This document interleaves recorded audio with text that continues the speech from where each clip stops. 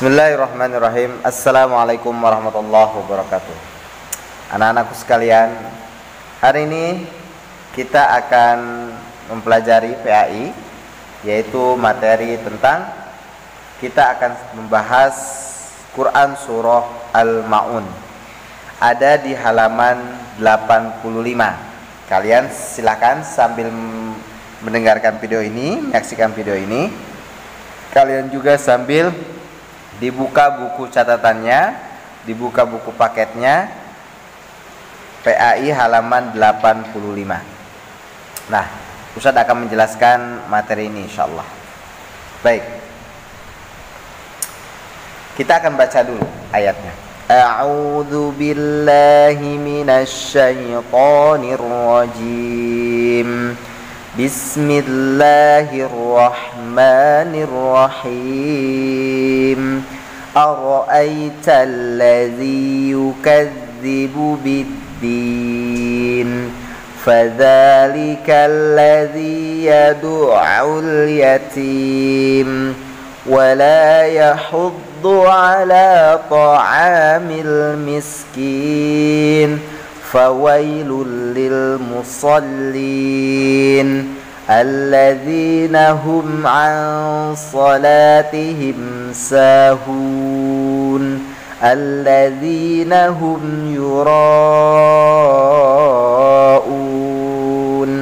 wa yamna'unal ma'un. Baik, di dalam Quran Surah Al-Ma'un ini terdapat pelajaran-pelajaran yang penting yang harus kita pahami bersama-sama. Nanti Ustadz akan jelaskan lebih lanjut lagi.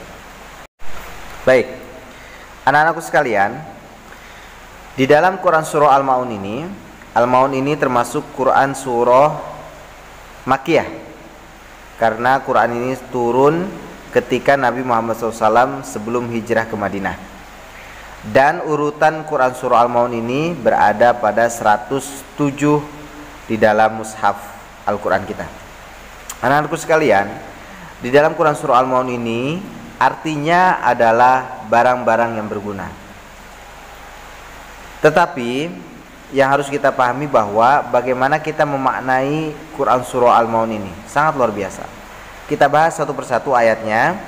Nanti insya Allah setelah bahas ayatnya, pekan depan, pertemuan ke depan, nanti Ustadz akan menjelaskan tajwidnya, kemudian Ustadz akan menjelaskan arti dan sebagainya. Hari ini Ustadz akan menjelaskan makna daripada Quran Surah Al-Ma'un. Baik. A'udzubillahi minasyaitonirrajim. Bismillahirrahmanirrahim. Ara'aital ladzi yukadzibu bid-din. Tahukah kamu orang yang mendustakan agama? Orang yang mendustakan agama, artinya orang ini tidak mempercayai akan adanya akhirat. Artinya dia berbohong. Fadzalikal ladzi yad'ul yatim. Apa saja ciri-ciri orang-orang yang mendustakan agama itu? Yang pertama, fadzalikal ladzi yad'ul yatim. Dia orang yang senantiasa menghardik anak yatim. Ya. Menghardik itu termasuk menghina, menjauhinya, tidak mengajak temannya, kemudian lain sebagainya. Seharusnya anak-anak yatim itu kita sayangi, kasihi, dan bahkan kita santuni kalau ada rezeki yang lebih. Karena dengan anak yatim itu kita harus dekat. Bahkan Nabi Muhammad SAW, kata Nabi Muhammad SAW, menunjukkan dua jari ini. Ana wa kafirul yatim. Saya dengan anak-anak yatim itu seperti dua jari yang tidak bisa dipisahkan. Kalaupun begini jaraknya dekat. Ya, nanti di akhirat.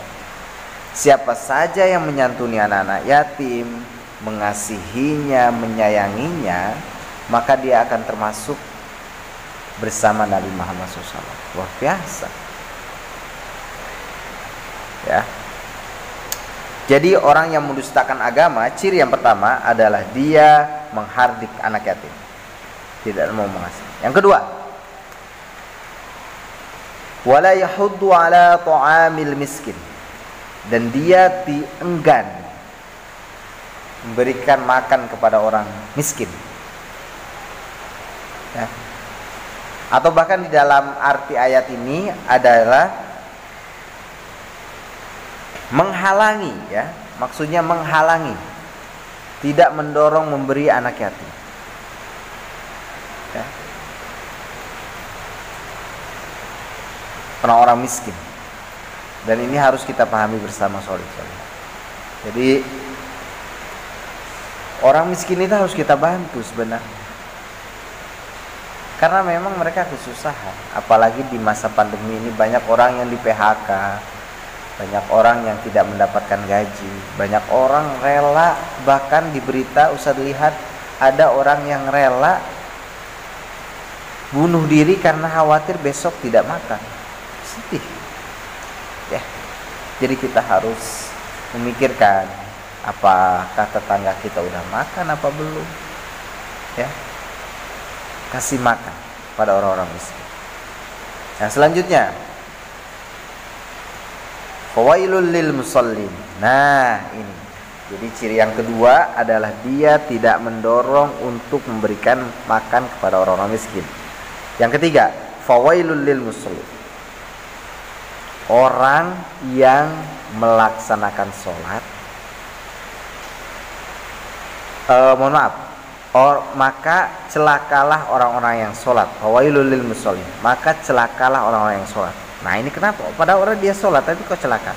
Ayat selanjutnya, alladzina hum an sholatihim sahun, yaitu orang-orang yang lalai terhadap sholat. Ini nih termasuk dusta terhadap agama, lalai kepada sholatnya. Udah dengar azan tapi nggak datang ke masjid. Udah dengar azan tapi kenapa nggak langsung beribadah? Udah dengar azan tapi kenapa malah diam aja di rumah? Hah? Panggilan Allah itu panggilan luar biasa, yang menciptakan alam bumi ini, langit bumi di tangannya, keadaan hati dalam genggamannya. Kenapa kita tidak bersegera memenuhi panggilan Allah? Kata Allah, fawailul lil musallin, celakalah orang-orang yang sholat, yang dia lalai terhadap sholat. Mulai sekarang berubah, ya. Jangan lalai terhadap sholat kita. Mulai sekarang berubah. Kemudian itu ciri yang ketiga. Ciri yang selanjutnya adalah alladzina hum yuraun. Dia senantiasa yuraun, ria. Ria itu diambil dari kata ro'a, melihat, memperlihatkan amal. Itu ria, ya. Ini bahayanya ria, ya. Memperlihatkan amal. Ada orang tua, misalkan kamu nih, ketika ada orang tua kamu sholatnya khusyuk, ketika sendirian di kamar sholatnya cepat sekali. Atau ketika di depan guru kamu khusyuk sholatnya, tapi ketika di belakang guru kamu tidak khusyuk sholatnya. Hah? Ria ini namanya. Ini bahaya, penyakit hati, ya. Memang kita harus banyak berdoa, banyak meminta kepada Allah supaya dijauhkan daripada penyakit-penyakit hati. Iri, ria, hasud, sombong, itu harus dihilangkan pada diri kita, ya. Itu yang keempat. Yang ciri yang kelima adalah wayamnaunal maun, dia enggan memberikan bantuan orang lain. Malas memberikan bantuan kepada orang lain. Termasuk orang yang berbohong, dusta terhadap agama. Saya rangkum, ya. Yang pertama, orang yang berdusta terhadap agama adalah dia yang menghardik anak yatim. Yang kedua, dia enggan mendorong untuk memberikan makan kepada fakir miskin. Ketiga, dia orang yang sholat tapi lalai terhadap sholatnya. Keempat, dia memiliki sifat riya di dalam hatinya. Kelima, dan dia enggan memberikan bantuan kepada orang lain. 5 poin ini harus jauh pada diri kita, dan kita harus bisa melawan untuk menjadi, ya, insya Allah kita akan menjadi anak yang soleh solihah dan kita pun bisa melakukan yang sebaik-baiknya. Ya, itu saja materi dari Ustaz. Terima kasih. Assalamualaikum warahmatullahi wabarakatuh.